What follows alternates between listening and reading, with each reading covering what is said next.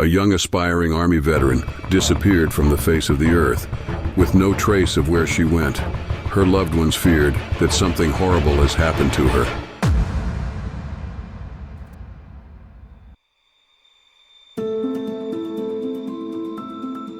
Orange, California is one of the peaceful and famous places in California. 36-year-old Maribel Ramos was discharged from the Army in 2008, and then she decided to move to Orange County, where her sister resided. She got admission in the California State University and was studying criminal justice while searching a roommate for her 2-bedroom apartment. Maribel posts an ad to Craigslist about needing a roommate. She was approached by Casey Joy, a man in his 50s. Casey, Joy, and Maribel both had a dog. Casey Joy, being a sweet, quite old person with a dog, made up a mind for Maribel that he could be the fit roommate for her, as he looked a type of person that wouldn't unnecessarily disturb her. Casey Joy came in Orange, California for work, and he had no family in the state. He would stay lonely in his room most of the times after work. Maribel had pity on Casey Joy about his loneliness, so she started inviting him to her hangouts. She even invited him on her graduation, where all of her family members got introduced of Casey Joy. Maribel did that just to be kind to him, but on the other hand, Casey Joy started having feelings for her. One day he called Maribel's sister and asked that he could be the guy that Maribel is looking for. Her sister was surprised by this and cleared him that Maribel is not looking for a guy like him. He is too old for her, and she is looking for someone whom she can start a family with. Casey Joy did not say much, and the conversation was ended. A visible change in Casey Joy's personality was seen. He would dress differently, would go out a lot. He also got a tattoo on his right arm. All that just to impress Maribel. He spent more than $10,000 on his face adjustment plastic surgery to make him look younger. After a while, Casey Joy stopped paying rent to Maribel and making excuses about his financial problems. After a few months, 1 week before her disappearance, Maribel made clear to him that he needed to pay rent or else move out of her apartment at the end of the month because she was paying the whole rent herself, which led them on a heated argument where Casey Joy lost temper, which surprised Maribel of a quiet old man she knew. Maribel feared and called 911. Orange Place. Okay, well, I just want to let you know that I have a roommate that should be leaving at the end of the month. We had a conversation today that he kind of freaked me out. I'm not feeling comfortable around him anymore. I'm feeling threatened. What's your name? My name is Maribel. My name is... What's your last name, Maribel? Ramos. Sorry, Okay. At the end of the month, I want him to leave, and from now until then, I just feel like I have to lock my door, which I will, because he sounded like he would hurt me. Like, it was weird. Why are you crying? Because I'm afraid. What, your roommate? I'm not comfortable with him anymore.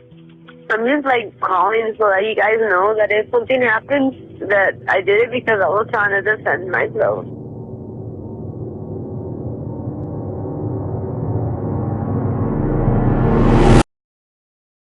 The responding officer came, and Maribel said that it's okay if Casey Joy leaves at the end on the month.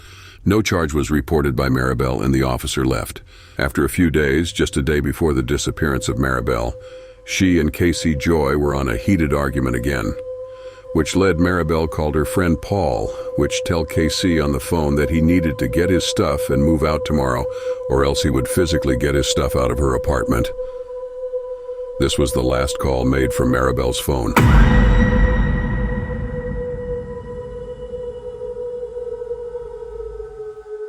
The next day, her friends and family found it very unusual, as Maribel did not came to the softball game. After a whole day, her sister and friends filed a missing person report. At that time, nobody could get a hold from Casey, as he was not answering his phone and lived in her apartment and could be the last person who saw her. This raised the suspicion of police to Casey. Police were outside the apartment of Maribel and asking questions about Maribel to passerby and neighbors. At the same time, Casey was just watching the scene from his car at a distance with his binoculars on. After a while, he came out and talked to the officer, and acting concerned that he wished he knew where she went. Maribel's sister had her suspicion to Casey Joy and let the police know about his obsession for Maribel. Police did a background check on Casey and found out that his sister had a restraining order against him. Police talked to his sister, which said that he really had a bad temper and that he is a monster. Right now, there are very few clues as to what happened to her, but police are saying her disappearance is considered suspicious. This is Maribel Ramos' neighborhood, where she was last seen sometime Thursday night between 7:30 and 8:30 p.m. It's one of the details listed on this flyer that family and friends are passing out as we speak, hoping that someone saw something. Police had their suspicion on Casey Joy, but do not have enough evidence to charge him.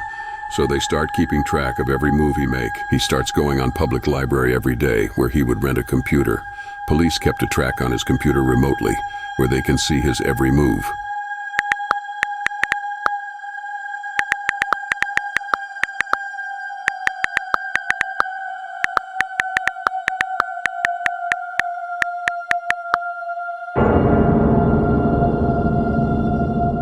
He would do suspicious searches like how much time does it take for a body to decompose, also the probability of a missing person to be found. But still, these searches are not enough to convict him for a murder, as any concerned person of a missing person can also search these. After a few days, he searched a map on his computer. He pinpointed a remote location beside a highway where there was nothing but a tree, and then deletes the history.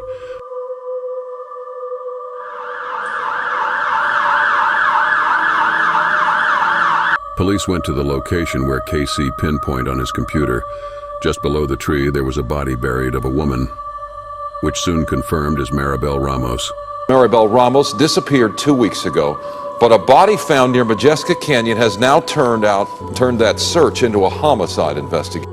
Casey Joy was then arrested for the murder of Maribel Ramos. He was charged with second-degree murder and was sentenced to 15 years in prison.